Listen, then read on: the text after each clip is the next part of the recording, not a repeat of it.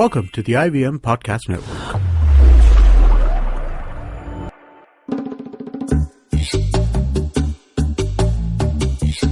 Hey guys, welcome to Shunya One episode 8. It's almost 2 months that I'm doing this. Thank you, Amit, for the chance. It's been fun, dude. And as usual, today we have another guest with us, and I'm happy to get some time off from my friend Lee Keshav here, who is obviously a tech enthusiast and entrepreneur himself, but I think he's much more well known for being an actual race car driver. So, Lee, why don't you tell us about what you've been doing and where people can find you? Well, first of all, thanks for inviting me. Super excited to be talking about a lot of random things, but relevant to today's world. That's what we do. That's here. what we do. Random is good. Exactly. And quick introduction about me. So just like you just mentioned, I'm a race car driver by profession, but my background is more into tech. And I've grown up with computers all my life. And so I used to be one of those 90s kids sitting on DOS, trying to hack something and using floppies to like install games. And you were like, you had to make choices about which game you can keep because you didn't have enough space in the computer. Let's not talk about those times, man. No, let's talk about those times. But just to put things in context for everyone who's listening in, when Lee says 90s kid, he is probably like in preschool. Yeah, Exactly. I'm like 6 years old at this time. You're talking about your stuff like it's old, man. Let me tell you about old, right? The first computer I used with a TDK cassette as the loading media. Oh, wow. Like audio cassette. Okay, that's even before my time. Yes, it is. So I'm 30s and Lee's still 24. I'm 43. And exactly. So we're generations of geeks here. Yes, we are. So, but cool. Great to have you, man. I mean, I want to get inside your head about the stuff you've been up to from a tech point of view. In fact, one of the things which you've worked on is originally the Hike Messenger team. And we were just talking about Hike Messenger, which is again in the news this week because they've sort of done a brand new launch. So what can you tell us about your experience at Hike? And obviously you know the team there and what they've been up to. So what can you tell us? So I joined Hike back in 2011 before Hike actually existed. Right. So I joined the founder. He had just come back from London and he decided to leave the startup he was running there. He had a small startup there and he decided to shut it down. And he came down to India and he was like, I want to make something big. So he was in discussions with SoftBank and a few more companies in the early 2011. So he went to Samsung and all those people and he had some meetings with them. But he was 24 himself, the exact age I am right now. And I think he kind of saw the vision and he understood that there's a lot of potential in India. And remember back then, the best phone we had was an iPhone 4. So nice. These are early days of smartphones, right? WhatsApp was pretty small, relatively. There was no, the App Store was also relatively new. And in India, you barely had any iPhones or anything. And Samsung was still on their S1 or something.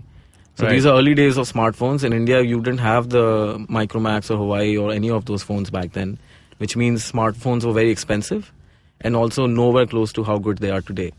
Right. So he founded this company called Bharti SoftBank, which was a JV between SoftBank Japan and Bharti India. And they put a few $1 million in to make an incubator. But then when they started working on Hike, I remember, so I joined them in mid-2011. There was like 7-8 people, all Japanese guys. And we were sitting in one of the Bharti headquarters in one of the floors, like in a corner, like a small startup, rent-free. Nice. And so it was very different. And I was working with him on a contract as a freelancer. And he was like, why don't you join me? And I'm like, I'm moving to London. I'm racing cars. I'm doing really well. So I don't think I'm looking for a job right now. So he then told me about the vision he had. And he kind of convinced me to give it a shot. So we decided I'm going to join him for 2 months. Right. And in November 2011, I joined the office.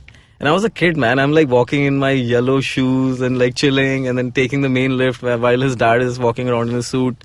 So it was a very, very different And you're talking about his dad being Mr. Sunil Mittal. So we're talking about Kavin here, obviously. And so this was, again, but I appreciate when you're saying that obviously he had access to whatever resources he did. But again, within that segment, he decided to focus on something like chat, and I think that's also relevant. I mean, in hindsight, you think about telecom, Right. since you mentioned Bharti, right? Telecom was actually the original technology backbone on which all of this has spread. It is, right? I mean, that And it still is. It still is.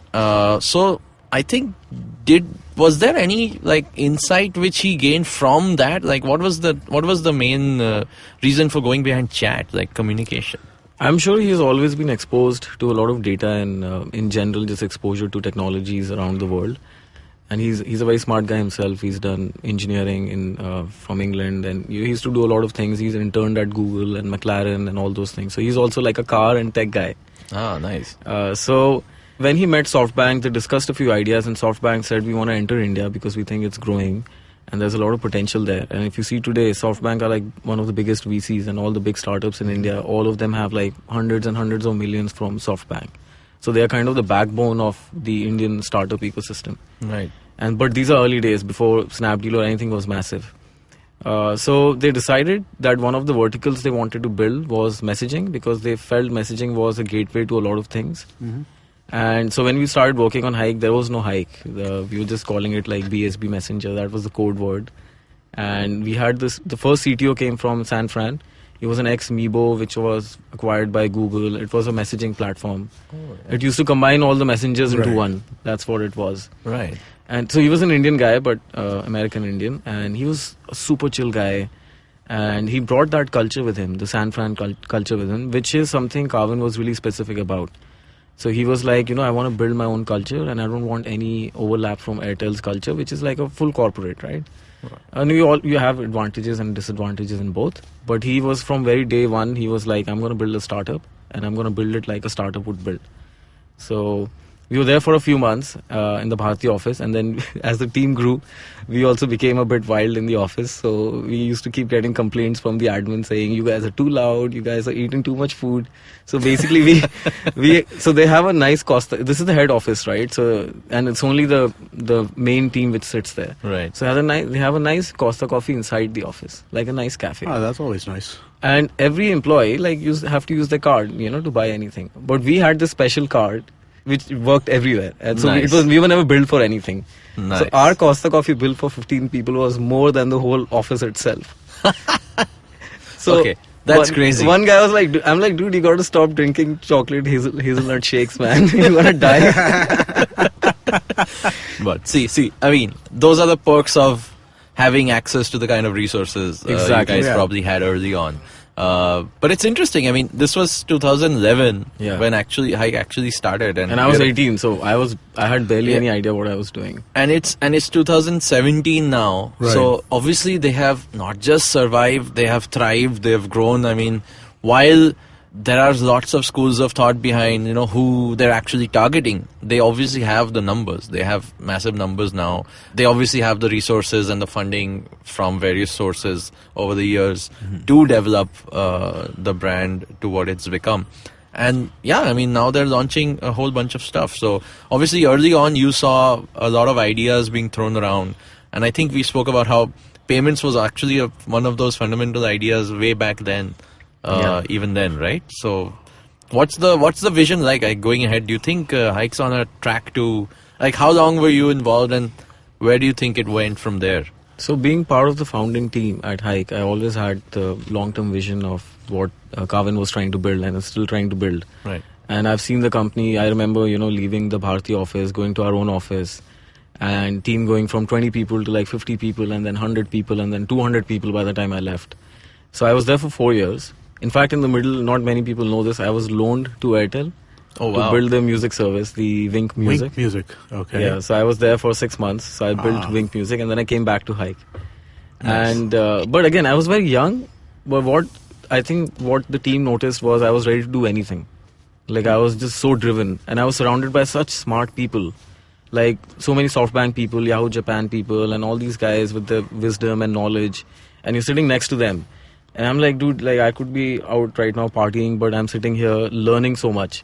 So the only thing I did right probably was the awareness that I had the opportunity to make the most of it. So I was the head of product design, unofficially, because I was just doing a lot of things inside, but that was my primary role. Then I built the team. I, got deeper into UX, got deeper into data as data started coming in. And this was also my first mobile project. I had never done any mobile before that. So what was your background before you started with them? Self- Because you're 17 self-taught. years old. That's Yeah. what I'm trying to figure out. What was how did you start doing this? So 2 things happened at the same time, or 3 things actually. So when I was growing up, I was very creative. I used to draw everywhere and on my house walls and used to get scoldings. And Nice. at the same time, I grew up with computers. So because I've seen the phase of DOS to Windows and having that interface and a paint shop and all those things, the Windows Paint, I kind of brought that drawing skills to the computer. Uh-huh. And randomly one day, I think in the office, there were some CDs and one of them was Photoshop. So I used to go to the office, pick up all the CDs and come home and install whatever software was there because there was no internet back then to Right. do anything. Right. And the only hobby you could have on a computer was to install stuff. That's all you could do. That's actually, yeah. Yeah. So I loved installing new apps. So I installed Photoshop and I'm like, oh, this looks like an advanced paint now. So let me give it a shot. And I started doing random things on it, just trying to learn. Now at the same time, internet access was also there. This is around 2005-ish when I started using Photoshop and I started looking for tutorials. Now back then there was no open schools, there was no tutorials, there was no YouTube videos. So Right. I'm literally just going on the internet trying to find something. So whatever random tutorial is there, I would just try to copy it and learn it. So this is how I started designing, and then at the same time I started making websites for fun. Nice. Right. So I learned HTML, CSS, all those things because I was so Yeah, hungry to this learn. is I was just right. like, Very similar to the kind of stuff I've done very Yeah. early on as well. I mean, and this was, The funnily same stuff enough, I did. Say Exactly, designing right? posters for So- bands and stuff like that. That's the first exactly, stuff I did. designing posters was like my Yeah. side gig in college. Just because, Really? and to be, I had the same one. to an extent that I said, listen, I want to do this job because y'all do a shit job of it. So, Yeah. that's like, do not use that font. that's Like so I was a true. font Nazi. So, and I still am to a certain Yeah, so degree. am I. So I think once you get that aesthetic of Yeah, nothing good annoys design, me more you'll than want to- multiple fonts in a document. Nothing annoys me more than that, right? I mean, that's just like, God, Yeah. man. man and Control college select a font and just go from there, man. I mean, like college engineering event posters were my favorite thing. Like for 4 years of engineering college, I've seen like so many robotics posters with like Star Wars graphics in them and shit in them. Like, oh god, you had to fix it. So someone had to take up that responsibility. So it ended up being me at my end, and I think that's the kind of urge I also had. yeah. So that sort of I mean that gets you into everything. Design Yeah, gets it you does. into code, with Everything, yeah, HTML. everything starts from Eventually, then I mean I got into ASP at one point. You got Yeah. into mobile dev and Yeah. whatnot else in your generation. in my generation. And Lee jumped directly into plush offices of Bharti. Ah, yeah. And it just shows like in life you can't really plan anything. I was Right. ready to do many other things, Right. and now suddenly I'm sitting in this office and I had a 2 months contract. When 2 months ran out, I kept working there. We just kept working, and then 4 months later, the CFO comes to me. He's like, you don't have a contract, and if you don't have a contract, you won't get paid, and I can't do any auditing or nothing. So you should have a talk with Kavin and figure this out. So I had a chat with him, and he's like, listen, I want you to stay. Why don't we extend it to 1 year and you come on board as a full-time guy? Right. Now, me being me, I thought I'm not going to be here for more than another few months. So I'm like, no, I'm going to stick to my contract. So he offered me stock. And you didn't take it. I didn't take it. And it was pretty high. I mean, relatively very high compared to people which are there today. Right. I was the second guy. Right. So the only guy who was offered more than me was the CTO back then. But then CTO also left after a year. Oh. So I would have been the guy with the highest stock, the Nice. employee stock. And so I was like, no, I just want a high salary. And then we had we negotiated, and then he bumped up the salary, and then that's what I was making, whatever it was. And I started working, and then suddenly it's like a year, and I'm like, okay, I'm still here. Let's negotiate again. So we negotiated again, and then he was like, okay, now you know what, the company is big, everything is big, you're doing well. I'm going to give you more responsibilities, but then I expect you to be, up there with those responsibilities. Right. And that's when I started building the team. Right. I remember in 2013, I had the finale season of the racing, which I was doing in India, JK Tire. And we partied like all night because it was a concert right after the race. And I went from the racetrack straight to the airport, Mm-hmm. and we flew to Guwahati to the IIT for hiring. Wow. So- For placements. Yes, so Hike started the hiring drive Uh-huh. because and 3-4 people went. So Kavin, me, and 2 more people went. And the idea was we go to all the IITs and hire Yeah. people. Yeah. And these are people who will finish their college much later. Right. So we were trying to be ahead of the curve. Get them ahead of time, yeah. Exactly. So we went there, and I still remember. So we had already screened a lot of the designers in advance, and like product guys. Right. And we went there, so we had the short list. So we sit down, and Kavin and I sat down, and one guy comes in. He talks. He made some notes, and then he got up and he's like, "Okay, now you do the rest. Bye. What do you mean? You do the rest of the interviews, and this is how you have to do it. Like you know what to ask, right?" And I'm just sitting there. I'm like, "Okay, let's do it." Then Okay. the next 3 people came. I have absolutely no idea what I was doing because I was so sleepy. I had not slept. Man. So thankfully they had really bad portfolios, so there was not much to talk about. Okay. But I could not pay attention to anything they were saying because I was so sleepy. That's the dual life you were leading at that time. Yeah, it's crazy because end of the day, it's very true. You can't do multiple things at once. Right. But I was just trying to hustle as much as I could. Like they say, fake it till you make it. So I've always been doing 2 things at once, minimum. Wow. And somehow just jumping between them. You also see some of them, even like the BMW work I do, and then Right. the tech stuff I do, Right. and then the No, I company think you're just like most folks I know, myself included. We want to keep busy, and Yeah. at the same time, you can't let go of a nice idea. No, you can't. I think it just irks you, Yeah. and you want to at least get your hands dirty in You do. something or the other, right? I think one of the biggest quotes which have really helped me in whatever I did was by Richard Branson. I read one day on Twitter that when someone offers you a big opportunity, you say yes and then figure out how to do it. Uh-huh. Yeah. So I still remember the first time I built a WordPress website. My client, a freelance client in Switzerland, asked me, "Okay, can you do WordPress?" I'm like, "Why?" He's like, "I want 10 websites to be made in WordPress, and I'm gonna pay you like whatever, a few $100s per site." I was like, "Of course I can do it. Give me a week." Say yes first. So I went back for a week. I learned WordPress, got the project, made a few $1,000s, and I was like, "This is the life." This is the life. And my wallpaper was an actual supercar, and I was like, these many days to go, it was a few years by my income, but I was like trying to go make more and more money so I could buy a supercar. So you see, you always have some other inspiration to do something else. Right. So my inspiration was like race cars and all those things, and I found a way to do freelance work to make some money. So I could do those things. So obviously parents also get in the middle, and they're like, okay, it just doesn't mean that you can do anything you want. Just because you're getting pocket money, right? Exactly. So You still have to finish college. Yes, of course you do. which I never Yeah. did, by the way. So. Oh, you did? Oh, nice. Yeah, so Drop out engineer.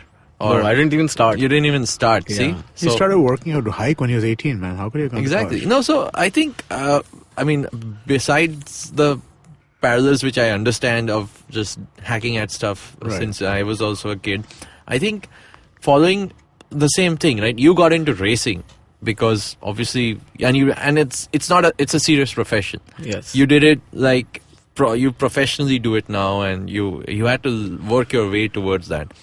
So, and tech was actually something which let you, whatever prowess you had in tech and design was actually something which let you do that. So, even today, what do you think what's your main passion in? I mean, is it racing? I think every day, is that what you wake up for? Is that supercar poster still on your wall? It's amazing. Or do you have the car already? Oh, I wish I did. But I've found ways to have them for some days, which we'll get to in some time. It's amazing. Everything I do today in my life is all connected to the internet. Like, if I did not have internet, I would have never raced. I would have never done any tech. Right. I would have not met you guys either. Oh, yeah. So everything I do today in my life is the foundation was the internet. And that's 12 years that's ago. true for almost Yeah, everyone around us, right? Yeah. Everything is connected to... It's- And that brings us back to the hike topic. Since they are on a trajectory, I know many of us may not be regular users of the product. It's similar. Remember we spoke about UC Browser way back when? It's the Exactly. same kind of thing, right? I mean, there is an audience that's there for this stuff. Yeah. It's just, and it's an urban audience. Yeah. I mean, you see No, it's also... it's a very data conscious audience. I think that's what it comes down to, Yeah, right? yeah, and I know they've done some unique innovations, especially with I think peer-to-peer messaging without using data. Yeah. They've done that ad hoc network messaging. Now they're doing payments and UPI. They've started the Blue Packets, which is sort of an inspiration from the Chinese red packets phenomenon. Do you know about that? I actually am not sure what you're talking about. So China has a tradition Huh. of gifting money in red packets. Like it was a Right, actual yeah, the physical tradition. red envelope, yeah. The red envelope, Like the right? one we have in India as well. the Right. Shagun. We Like just we do do normal shagun envelopes. envelopes, normal and envelopes, yeah. Like but we do it very periodically at events like birthdays Diwali and and Diwali Diwali, yeah. and Shadi and so on. I mean, obviously envelopes get fatter, I presume, but that's what you do. And WeChat and I think a few more apps in China basically emulated that inside their chat product. Ah, okay. And they called it red packets. So you Okay. could literally gift someone Like- a little bit of money through I like chat. that. I like that. That's cool. And to be So honest, is- I don't understand the cultural aspect Is from a this Chinese micro angle. payments or is this person Yes. to person payments? It's person to person. So it's I have to give you money, From my side to you. so I'm sending you. This is not like content creator. I want to tip him. This is not that. No, this is not that. This is Okay. peer to peer. Okay. Like I can give you, I can give a group. Right. Yeah. Right. I want to. It's give, between right, friends. Right. And obviously China, since the culture was already pretty ingrained in Chinese culture, like I don't know why though. Why do they just give each other money? I don't know. It's a gift, right? I mean, like, listen. A lot of people believe cash is the best gift. I'm one of Yeah. them. Correct. In fact, I do. I mean, like, listen. You want to give me a In gift? fact, give me India, cash. India is, I mean, cash gift is probably one of the best gifts you Yeah. can give. But in India, we have a lot of, I don't know. No, so beyond, I'm talking about red packets is actually beyond just gifting for a reason. Right. It's more people actually, I know, whatever I've heard anecdotally, I know is people just give red packets just like that. Really? Yeah. They gamify it, they put it in a group, whoever can grab it first, and it's and do that knowing it'll come back to you as well. That's interesting. That's there's a lot cultural, more yeah. cultural It's a layers to it social- in yeah. China. Which is why when I'm thinking in the Indian context now with this launch, what do you think? Like, do you think you would give people money if it just was made simpler? Well, I would in some cases, right? I mean, Like your friends, like no, I mean like things like Rakhi and stuff like that, right? Every time Raksha Bandhan is there, I have to go out and I got to find 9 envelopes because all my cousins, all my nieces, right? So I got to go out and find 9 envelopes, and then I got to decide how much money to put into each envelope. That's right. And then I have to make sure that all cousins get the same money, all nieces get the same money. that's true. Even though you might be a lot closer to somebody, instead, if it could be a private kind of thing where I just send it to them, then I can make my own differentiations, right? Somebody who I'm closer to, I can send more money to. But if you're at a common event and you're exchanging physical envelopes, Interesting. Yeah, they get open. then so you can't give somebody 5,000 and somebody 2,500 Nice. because they'll be like, what the hell did you just do? Yeah. Interesting. I never thought of it. I think it actually, maybe from a different perspective, it actually makes it easier to send people money without feeling, socially awkward Yeah, or whatever exactly. you might feel. And I think also if you go back to like colleges and schools where kids are, doing a lot of micro transactions, you go to the chai wala and you all have your running accounts. Right. And maybe one day the guy pays for all of you and you just send him money back, like Yeah. $25, $50, whatever he spent. And you can also joke around. I think one of the screenshots I saw, someone sent 50 paisa to someone. Yeah. So- Why not? Yeah, why not? I mean, the point of this stuff is it's free payment, right? I mean, like Yeah. it's wallet, so it's free. It's it's no person to charge. person, so there's no charge. And to yeah, it, this right? is just a feature. I mean, the platform has payments in every kind of way. Like you Yeah. have obviously the phone recharge, and also they have the UPI payment, which is Yeah. the biggest thing they have now. Yeah, that's the new thing that they started, right? This is just a couple of weeks old, if I'm not mistaken. Yeah, think just just a week old. Just Just this week. Yeah. Okay. All right. Cool. Man. Yeah. I mean, But- that's why. I mean, it's interesting that we're talking to Lee today because Yeah, no, but I think it's interesting, right? I mean, like we've been again. This is something that we bring up all the time, right? The fact that WhatsApp has totally screwed the pooch on this front. yeah, You they know, missed I out. mean, like, and now that Hike is in here in this space, I mean, like, listen, I mean, like, if you can figure out a way for merchants to accept payments on the basis of a QR code and do it in a simple way, then I mean, like, that's just a win for everybody. Probably. But is that what the direction you think they're trying to achieve? Is that what? I think what you see on Hike today is what Kavin has always been talking about from day one, like since 2011. When we used to sit down and have our, big chats about where the world is going to about go. the vision, yeah. Yeah. And he always was like, you see people like us grew up with the computers, but there's going to be like hundreds of millions of people in India who have never used a They're computer. grown up with the cell phone. So they just, one day they just open a phone and they have no idea what MB and GB is. So how would they subscribe to a data pack which says 500 rupees for, I don't know, 5 GB? The guy has no idea what to do. Right. And India is just getting over the whole scare of data usage, right? Because a lot of scared people would accidentally use data and they'll be like, oh my God, I'm going to get charged for it. Yep. And if you see... And they did get charged for it. I mean, like, Exactly. our rates were ridiculous, man. They were very expensive. If you didn't have a proper plan, that number was nuts. It was like $4,000 a gig or something like that. It was just so ridiculous. So now I think that's where, we have spoken about Geo and Yeah. how it's changing, and it's an interesting times. And I see that obviously a product like this, if you can push it enough, market it well, it can go places. And I think the team at Hike is doing some interesting stuff. Sorry, we interrupted you. You were making a point when I So interrupted. all the things he was planning to do are actually happening now. So payments was always there. And so Hike will eventually, I think, turn into a platform very similar to WeChat. From day one, we never said we are competing with WhatsApp. Yes, Snapchat came in the middle, and Instagram also have come in the middle. In fact, many of the features they have today, we came up with those much earlier in Hike. And a lot of the privacy features you see today on WhatsApp are a direct copy of Hike. Because when we started building Hike, we were acquiring a lot of feedback. And the first thing, the girls in India were like, I want to be able to hide my profile photo from some people. Maybe I don't want to show I'm online to some people. I don't want some people to see my last scene. Interesting. These things were not there in WhatsApp back then. So we built them first. And then eventually WhatsApp noticed because people started going on their reviews and saying, you don't have this feature, I'm going to Hike. And I think people felt secure on Hike. We added encryption much earlier than anyone else. And like Wi-Fi encryption, because we know people use it on the open internet. And the biggest thing the feedback we got was, which we did not notice. So all of us in the team had nice phones, right? Like whatever the latest Android phone was, we all had it. Samsung S3, Samsung S4, or Galaxy Nexus, or all those phones. And the app, when I'm designing the app, or when we are all using it, it works absolutely fine. But then obviously we had full QA, but we didn't have data on real life use case of people with those Samsung Duos phones, the small ones. Right. And turns out that's the biggest phone on the Android market. At least it was back then, a few years ago. And people would write, my Hike has, become really tough to use. So we started looking into it, and we saw a guy had like 25 chats open, and the app became a bit slow. Then because the resolution is small, some things don't work as well as they're supposed to. And maybe even if I was designing for them, I was not using them. So then Kavin told everyone to start using a Samsung Duos until we fix the app on these phones.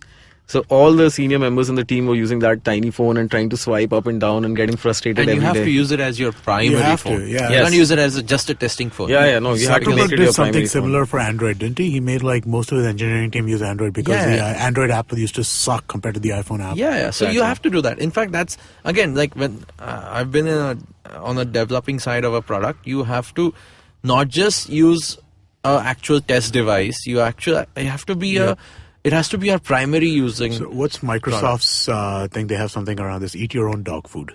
Yeah. No. Every product company has it, I think. Yeah. So interesting times. Yeah. Interesting stuff which Hike did pretty early on. They saw it. I guess all our early adopting kind of folks were always thinking, I don't need it, and so on. But I think a large population does, and I think they have some solid numbers. They're network effects, right? I mean, like for these kinds of things. I mean, I guess people start using it, more and more people will be like, why aren't you on this? And as data gets more simpler and easier to access, I mean, especially now after Geo, everything has become much bigger. Right. Even though the numbers have started going down again. But I think that wave which was needed has happened. Yeah. So the better the data does, the better Hike would do. Because more people will get online. And then if they have something like just Hike itself becomes a platform on the phone. So eventually you could have a Hike phone, which is the OS itself, like the Hike. So yeah, that's actually an interesting point that I read about China once, that WeChat is essentially the OS in China. Exactly, yeah. For everything, WeChat's the OS. You can literally get your passport appointment and visa appointment, and then you can order food and you can send gifts, everything on WeChat. That is one of the reasons why people say Apple might be in trouble in China, because if WeChat is the OS, then how is Apple a differentiator unless the iPhone is newer and sweeter every time? Yeah, right? the hardware itself. Yeah, the hardware itself, right? Not just what's inside. Right. Yeah. No, so on that note, I think we'll take a quick break and come back and talk some more. Are you confused about your future education options? Not sure about whether you should be doing an MBA? Or if design school is the right fit for you? Are you worried about how you would finance your education? Find answers to this and a lot more education-related topics on this podcast. Hi, my name is Akhil Daswani. I'm the CEO and co-founder of OnCourse. Hi, my name is Alisha Mashruwala. I'm the CEO and co-founder of OnCourse. And we both are your co-hosts for the OnCourse podcast. Tune in every Monday on the IVM podcast app or any other podcast app you may like. All right, so we're back, and that was a fun chat about how much Hike is doing. And like while we were chatting offline, I think while we don't see it, the Hike team actually does a lot of stuff behind the scenes. I think with the kind of growth they've seen, I think kudos to the team who's still stuck around doing the hard work that they are building stuff up. So yeah, absolutely. Let's see if the unicorn that it is already, I'm sure will it'll become something more than what it is even today. And yeah, you never know when. Like you said, Zuckerberg might come calling. Yeah, absolutely. Hey. Why not? That would be good. So we'll wait to see how that works out. And but Lee, coming back to you, I think so. Your side gig while you were doing Hike was racing.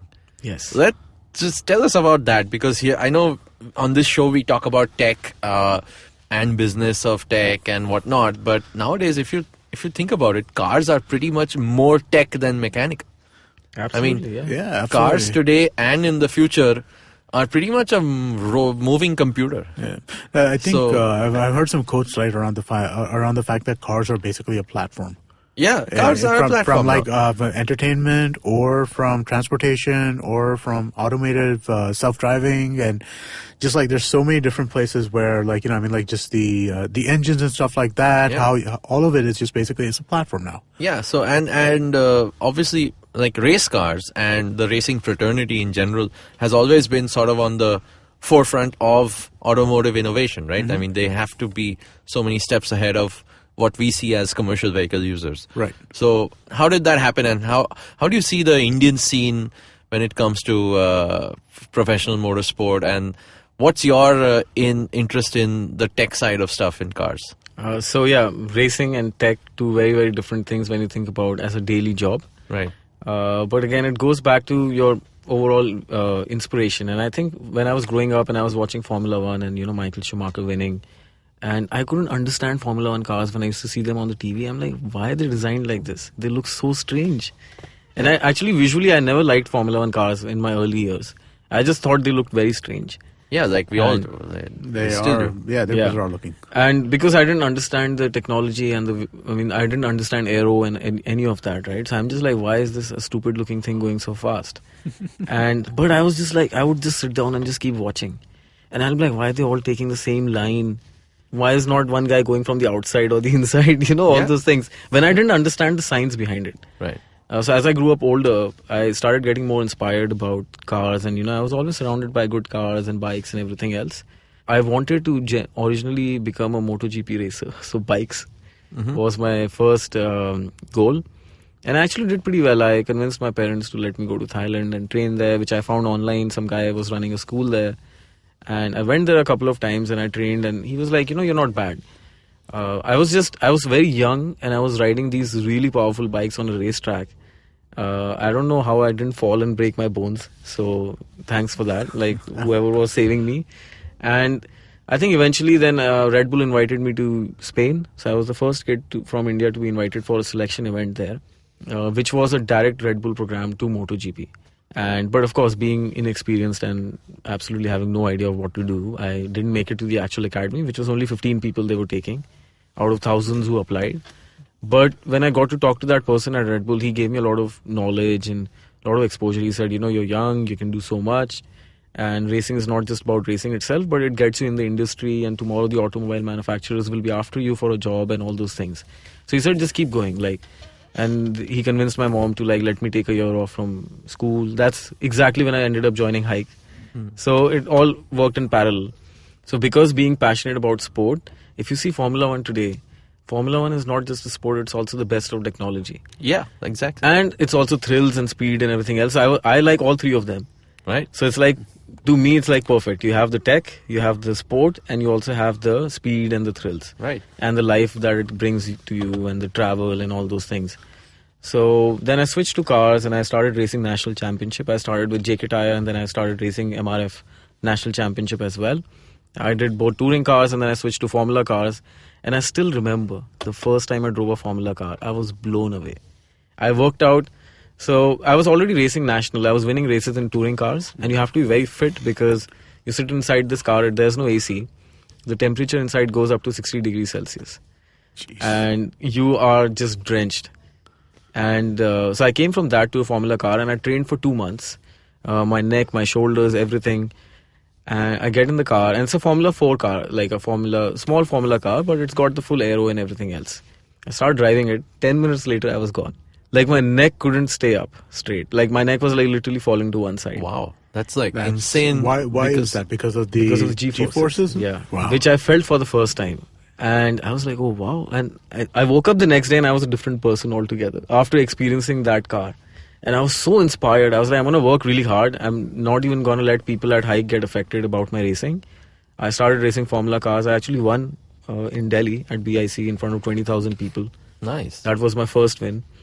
And when I stood on the podium and the national anthem played, and I was like, okay, you know what? I could get used to this. And because I was from Delhi, all the crowd is from Delhi and they're just screaming my name and I can see flash and like, cameras flashing. And I was like, you know what? I'm going to go forward in this. 1 month later, 2 weeks later, I was in Qatar doing my international debut in Formula 3 level spec race car. Nice. It's called the MRF Challenge. So it's an MRF, it's an Indian championship, but it only has foreign drivers because A, it's very fast and B, it's very expensive. And somehow I made it to that. So then my life changed again. Because this, for the first time, I drove a car with a full diffuser and underbody downforce and all those things. And this car had the electronic throttle and all. I mean, it's a much more advanced car than I was driving in India. I still remember I was taking one corner and I would be coming in at around 200 kilometers per hour and I would brake, downshift and then take the corner at 150. And my car was skidding a lot, like sliding everywhere. So I came back in, I'm like, it's not possible to like go any faster. They're like, you're going too slow. I'm like, what do you mean by too slow? He's like, you have to go above 200 to make the corner. So I'm like, are you sure? He's like, yeah, look at the data. Look, this guy is taking it at 210. And I was like, but the car can barely do it at 160. He's like, no, when you go above 200, It becomes stable. There will be enough downforce for you to like be stable. So the German guy, he's like, just go there and do it. I don't want you to come back. I don't want to see the data of you lifting there. So I go back and I'm doing the practice session. And I'm like, okay, this is it, man. Just go for it. So I come into Imagine someone telling you, I listen, know. just go faster Go at the 50 wall. kilometers faster, 50 kilometers per hour faster than you're going at the wall. And the thing is, you can't see downforce, right? It's a belief. It's not something you can see. So imagine you're coming into this corner on 5th gear, I think at 240, and all you do is just lift, and then naturally the speed drops to like 210, 220, and then you just take the corner and you're back on the power. And I'm coming into the corner, I'm like, do it. And I did it, and the car was so stable. I couldn't believe it. It was like it was on rails. So that's the opposite of an aeroplane wing. Right. Pushing you down on the ground. So beyond a certain speed, the downforce is also increasing more and more because the drag is going up. Mm-hmm. And the car is actually easier to drive on that corner at 210 than it would be at 150. That's crazy. That's interesting, man. And it's self-belief because now you're racing with just the idea of downforce. So you have to literally know the dynamics of your vehicle Yes. and trust it. Yes. Because again, like he said, this is not going to show up on a meter on a screen anywhere. Yeah. It's not going to say, oh, you are at this degree or this angle or nothing. It's just, you have to know how it handles. It's experience. You have to know the tech Yeah. and the science and run with it. It's full science, yeah, because you don't see it on the TV, but when we are driving Formula cars on a racetrack, we are taking these corners at much higher speeds than you would actually do because you don't have enough mechanical grip. So you're basically blind into the corners. You're taking the turn because you know the car will do it, but you also know it's not physically possible. So the only reason you're doing it is because you have the downforce. Right. So it's like it messes with your mind when you start driving like that because you have to completely change the way you think. Yeah. Because I mean, we all have this natural brake in us, right? Even if you ride a bicycle, you'll know where to brake. Yeah. Yeah. It's natural to us. And in a race car, you come into a corner in a Formula car and you don't brake until 50 meters. And you're doing like 250, 260. So all your instincts are like being pushed to the side, and your mind is like brake, and you're still going your full power. And of course, then you add 20 other cars around you, and it becomes a whole different thing. Yeah. I've seen cars flying, I've seen people rolling, I've also been hit a few times, and sometimes it does scare you, because racing may be one of the most safe sports in terms of casualties, but we also know it's one of the most dangerous. So Right. You're going at really, really fast speeds, right? Anything goes wrong and you're kind of in trouble. you could get hurt if there was something freaky to happen. So every before the race we sign a bond saying, you could die. So initially used to like Anyway, on this show we talk about tech, and in the end we say, well, you could die. You could die. so you But- literally have to sign that. So, but interesting. I mean, and the tech is what also fascinates me. I mean, apart from being a geek around cars who also like you said, like we all have grown seeing cars. Fast cars have been the thing. Like I don't know any kid, a guy or girl for that matter, who has not like loved a fast car ride in one of the Even any if they're point not in- into cars. Even if they're not into cars, they just love the thrill of that, right? Right, yeah. And when you add the science and tech to it, and when you see how Formula racing is obviously, there's so much data. It's like, in fact, when we talk about IoT today, right? Exactly. Yeah. This is the first stuff. This is the first kind of stuff which was coming over. Like Yeah. the machine data from a car, the telemetry data from a car has been around for years now, more than a decade probably, about what is happening to every inch of that vehicle while it's And that's doing like all our of best this. friend when we go racing, because when I go to a new racetrack, I've never driven there before, and I only have 1 hour to practice, right? Right. 30 minutes, 2 sessions, out of which you barely get 15 minutes of driving time in both. So how do you catch up? So you go through the data and you see what the other drivers are doing, and you say, okay, he took this corner at 200 because he turned here, and the data shows you everything. There's like an overlay, so you can see steering angle, throttle position, and brake pressure, and all those things. And fun fact for racing cars, Formula cars don't have a booster in the brakes, so the brakes are not assisted.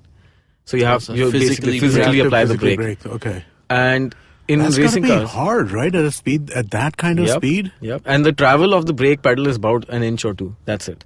Oh, so then that's really precise too. Yes. So the way you do it is in racing cars, when you're going at full speed, at the end of the straight, you have so much downforce that your tires are being like pushed into the tarmac, right? Right. Which means initially you have a lot of grip. So and the race cars don't have ABS, which means if you fully brake, the brakes are supposed to lock. Right. But they won't, because the car is like double the weight at this point. So it has So double the it keeps mechanical slipping. grip. So it doesn't lock. So Okay. in racing cars, you have to, initial brake has to be 100%. And the way the graph goes, it's literally 0, full power, and then 100% brakes for like a second or two, and then you start coming off the brakes as the speed goes down, because the downforce is going down. And so that 100% brake has to be 100% as fast as it can be. So your left foot is what you use on a race car for brakes. You have to apply 120 kgs pressure every single time to brake the car, like to apply the brakes. That's crazy. And it has to be instant. It has to be instant. So you have to be like 0, 0, 0, 120 kgs. So you have to obviously train in the gym for that. And of course, your cheeks come forward and your eyeballs come forward, because there's so much Right, yeah. downforce when you're braking. But what a sensation. It actually feels like someone sat on your chest when you brake. Interesting. Very interesting. And how much of this, I mean, again, like, I mean, we've seen so many, even commercial vehicles getting inspired by so much of the tech which comes out of Formula One. Yeah. And today's, like we were talking earlier, today's cars are essentially platforms. Like, and the cars of the future, the Teslas of the world, and the stuff which is in concept today is already stuff of the future, right? I mean, every car has a inbuilt user interface beyond just being technically sound for the car itself. And we're talking about autonomous cars, and we're talking about, there's so much to happen. So, I mean, Formula One really gives you a lot of insight on how a vehicle can perform in various scenarios. Is there any applicability to self-driving cars? Sorry, I'm not going to say autonomous. Self-driving cars to Formula One in any way whatsoever? Because Formula One's about the driver's performance in a standard car, right? Exactly. So Formula One is a battle between the engineers and the sports side of it. Okay. Technically, engineers don't need the driver at all. Right. They can make these cars autonomous. They could make them autonomous even 20 years ago. Right. In fact, I think in the early 90s, Williams, one of the F1 teams, they made a car which was so advanced, it's actually still more advanced than the cars today. It had active suspension, automatic gearbox, traction control, ABS, everything. Then obviously regulations were like, no, now the car is too easy for the driver. Yeah. But if you see any old videos, the car is just sitting in the garage and it's just moving up and down itself. Oh. And it's really freaky because it looks like a transformer. So basically the suspension can adjust the car on the corners. Nice. So I think a lot of technology does come from racing, and especially now, all these turbo engines, like even the BMW 5 Series you saw, the engine is a direct result of the R&D they did in racing. So these turbo engines which we have in every car today is a direct result of R&D in racing. Right. A lot of the tech we have, traction control, all these things at some point have come from racing, which apply to real world today. And Mercedes F1 have now achieved the highest efficiency in internal combustion engines, which is higher than anything which has been achieved before. Again, because of F1 pushing them to make more efficient engines. So I think that technology does come down. That's actually one of the reasons. I mean, like, I know electric cars are probably the future, but F1 is the one agency which is pretty much pushing the limits of how much you can get out of one small drop of gasoline. Right, I get that, but I mean, like, I think... and now they're, of course, hybrid as well, so... Right. No, okay, so let me ask you a follow-up to that, right? I mean, like, so the current sport as it exists right now is about basically making sure that there's an equal standard car and the drivers are what basically make a win or a loss, right? Yeah. More or less. I mean, like, of course, some cars always win, and that can't just be the drivers, right? It can't it can't just be the drivers, which is why Ferrari and BMW and McLaren keep winning. I mean, like, there must be something to the car engineering as well. But still, it's the idea is that the best drivers will win. What is the, in Formula One today, or rather basically, is the limitation on performance a car limitation or a driver limitation in terms of like the effects of the movement on the driver?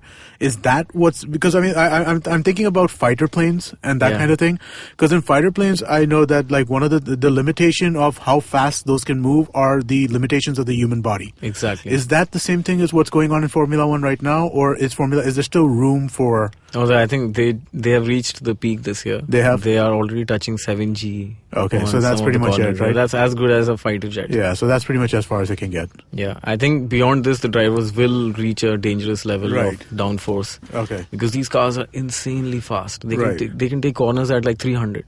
Okay. And if you're sitting down in this thing and you're going like a bullet next to a wall at 300... Right.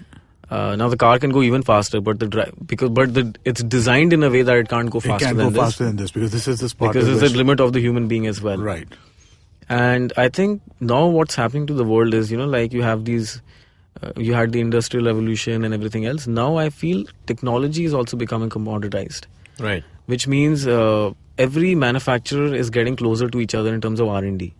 Like if you see the products today in the market, and especially after Tesla came in, it's not tough to build a good product anymore. Like a Korean company or a Chinese company can also make a really good car now. Correct. In fact, that's where, I mean, everything that way, the modules of tech used in various platforms are becoming commoditized. They are. Commoditized, right? Even with specific to cars tech, I know at one point, Tesla actually has open sourced most of their stuff anyway, right? They've actually given it out. Like, hey, use this, build our platform. And it will only get better. Like how, like you said, like now every Android and iOS are also platform. Everyone can make Android phones. Camera hardware is commoditized. Like everyone's a phone maker suddenly. So similarly, you will have other car tech platforms, and the scary parts, right? I mean, I think I wanted to get into that also before we wrapped up, because in the future, I'm sure you'll have self-driving cars, which already almost exist. You'll have cars which are safer. You'll have cars which can go faster. You'll have cars which never run out of gas, and all of that. And at the same time, they will be moving computers. Mm-hmm. They could have AI in them. So basically, it would, when you say self-driving, there's a brain which is driving it. It's taking decisions on the fly. And eventually they could get hacked. They could turn against you. And I mean, so much could happen. So cars are it's an extension of it's a day-to-day tech we all use today, just like our phones and our computers, which will also become equally prone to malicious whatever else happens. So do you guys ever talk about that? Do you think in the people who are at the cutting edge of car technology who you get to interact with, do you see them worrying about how this platform is sort of going out of their hands as it gets more advanced?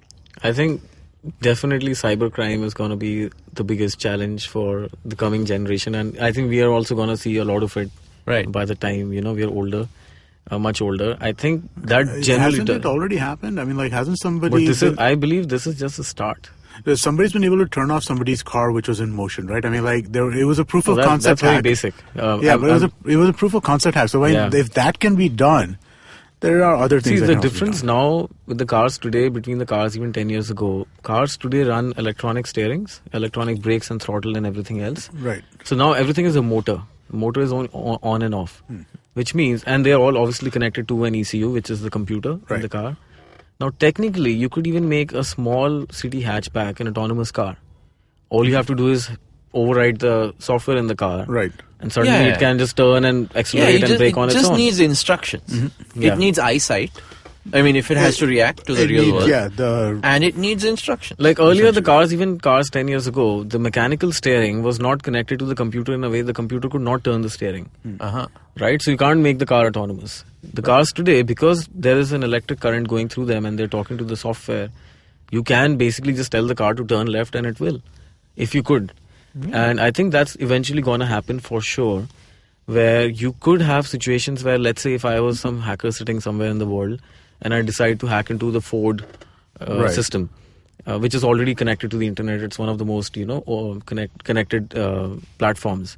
And I can now technically hack every single Ford car in any area. So if I'm sitting in New York and I'm looking down the window in Times Square and I just, through my laptop, I just see like, okay, there's like about 70, 80 Ford cars in this area. Let me just hack all of them and make them go full speed. And then now they can just run through people and just crash into a lot of people. That's gonna suck. Yeah, and it's so easy to do that now. And the funny thing is, I'm also working on some IoT stuff about smart cities and smart homes. And sometimes with my co-founder, I actually sit down and I think about it. I'm like, if a whole society is running and connected, if someone was to hack it, they could like cut away your electricity, they could do something with the heating. And this is still very basic level hacking. Right. And I'm like, imagine when this applies to everything around you. Not just where you live, but the roads you use, the workplace you go to, the food place you go to. Everyone have so much data on you that at this point you're like, what happened to the real life interactions of people?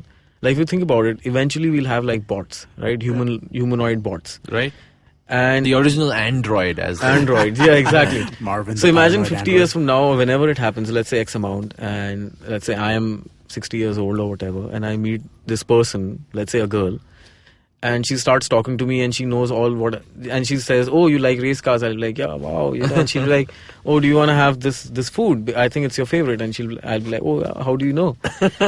And then you think about it, that bot is probably looking up all my history while I've just met that bot. Right. And it's already pulled down all the data for my whole life, for the whole 60 years, whatever it could find.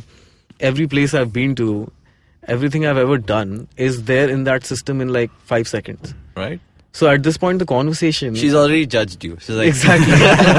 She has already said, oh, you were interesting, and then I found your old Instagram photos. Exactly. What was happening there? 2017. And a few parties you were at. And I think we're done. I think...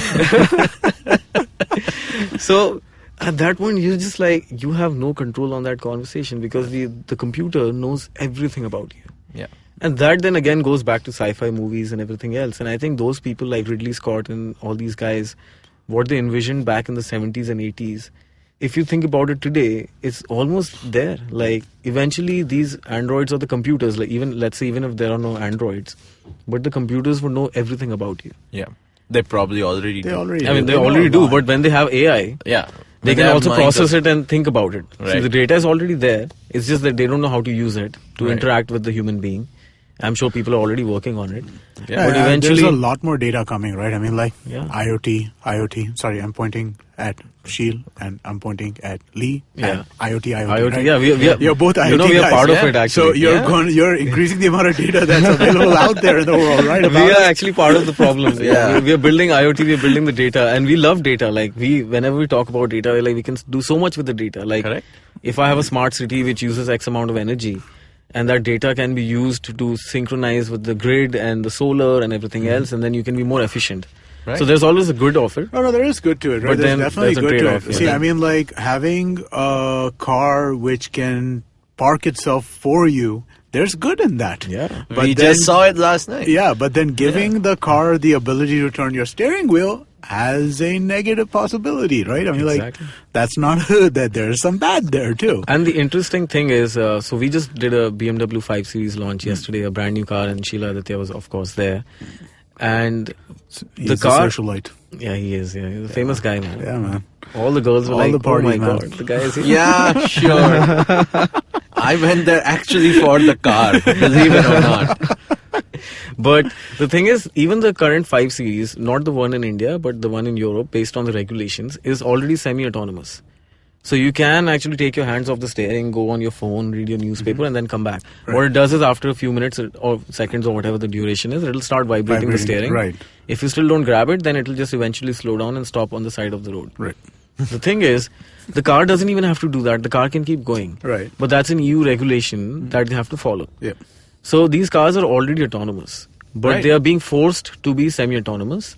And that's where the human side revolution of it. begins. Exactly. It's gotta start Suddenly, somewhere. one day they'll be like, humans are holding us back. Yeah. One car will be like, "No, I'm fine. I'm a better driver than you. I don't want you to hold the steering." Get out. Exactly. Just get off. I want to go to a club. you go home. Car club. You walk home. There's a drag race happening. I'm going there. Yeah.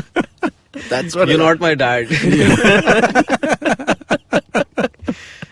So, I mean, it's very exciting, especially when you see that car roll out of the parking for you. Yeah. Which now you can use in India. How cool is that? In the malls, when someone parks their car right very close to yours. Or Yeah.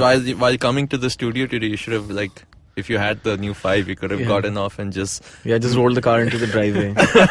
It's a very cool feature, and it's got real life use case. But It of course, does. one day some guy sitting in Russia or China or wherever the next big hacker is, you're just gonna wake up and you'll be like, "Where's my car?" it's rolled itself out. Because eventually car thieves won't even have to come to your house to steal the car. They can just remotely steal the car and it'll drive to them. Yeah, that's true, man. There's a big parking lot where the cars keep coming, and then like, oh yeah, Wow. nice. So the future of car theft devalues the ability to to basically use that rod to open the lock, and it's Oh, all yeah, about yeah. hacking. Wow. You don't need that anymore. I think the first people will the Bombay traffic police are going to love this. Yeah, they will. They'll have a This is device to yeah. just go, oh, you were in no You're- parking. I'm going to tow it away. Follow me. You don't need tow trucks. Yeah. The cars will just follow them. But the funny thing is, I asked one of the BMW engineers, now they have the remote key, display key, which is more advanced than a standard key. And I'm like, there is obviously some communication happening between the car and the key, and it's got a lot of range. What if I was to get in the middle, connect my laptop, and the laptop just tries to connect with the car again and again and again, and eventually finds the connection, and it just emulates the key. Yeah, yeah. So they were like, they have so many redundant systems in the car. They have done encryption. They have done so many things. So they are already thinking well ahead, because obviously car theft is a big problem. Right. So they have already thought through these things where, they have tried to reduce the amount of ways you can actually hack into the car, and they'll keep releasing updates. So think about it, even a company like BMW who make cars have a massive software team making sure that the car cannot be hacked. Yeah. And this will just keep growing. And I mean, think about Tesla. It's already a car ready to be hacked. I mean, one day you just hack into the over the air update. Yeah. And you just plug in your own virus into it. Yep. And the car will just do whatever it wants. Yeah, and I think, we didn't get to talk about it much, but this week also saw a massive malware, ransomware rather, attack. And imagine one day you walk up to your car and says, pay me $100,000 to get in. Or I'm going Or to get run you out. over. or I'm Before I going. drive off the cliff. Or before I drive into South Bombay and get you stuck in traffic for 2 hours. Whichever. Yeah. Yeah, and it can do anything it wants to. Yeah, pretty much. Your while you're waving gestures at the screen, it just points a finger back at you. And I said, If you "Sorry." don't feed me Speed 97 tonight, then I'm not going home. Some crazy shit is gonna happen. I and think we should enjoy these days, man. They are the best in terms Yeah. of technology before it becomes too much. drive as fast as you can and go as fast as While you you're can. still in control. While still One in day you won't be in control. So Yes. might as well enjoy these days. Very nice. Great. I think that was a fabulous Yeah, chat. it was I great. think. It was great talking to you, man. This was really, really interesting. Oh, And absolutely. really enlightening in some ways, right? I mean, I'm not a big car guy, so I mean, like, to me, this was all stuff I'm hearing about No, for the I first see. time. Listen, you're in Ubers. One day the driver's just gonna not show up, and it's still gonna drive you. Yeah, I'm sure that's going to happen. That's basically that should what. not be so far away. I hope that's not that far away. Imagine rating the car after that. Yeah. Driving skills. Yeah. 4 out of 5. Yeah, no, that would be very helpful, actually. And then the car that knows your rating and says, "Oh, just you wait." yeah, I'm now we're going gonna to show screw you, you. man. Just you wait. But great stuff, man. Lee, thanks so much for doing Awesome. this. Thank you for having me here. And it was, it's great to see a young entrepreneur. Uh-huh. Damn, I feel old saying that. I know, man. And, and I think let's we hope to have you back at some point whenever you're visiting Bombay again, Absolutely. and we'll talk more about cars and hopefully get to drive more of them because you seem to have access to almost the fastest cars in the country. So. No, So good absolutely. stuff. Good Yeah. stuff. Thanks, All Amit. Thanks, Cool, Lee. cool. And everyone who's listening in, I hope you enjoyed the show. Please do go on iTunes, give us ratings and reviews. You can catch this podcast on all your favorite apps and give us feedback. And we'll talk about some more tech and business. And if you want to join in on the conversation, we also have a Slack channel.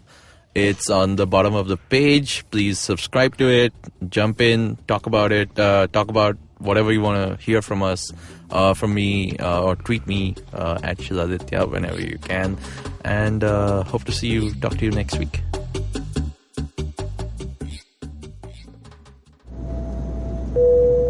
Good evening, ladies and gentlemen. This is your captain speaking. Sorry to say, but there's been a slight delay due to the apocalypse having suddenly begun. As you can see, there's death, destruction, and chaos taking place all around us.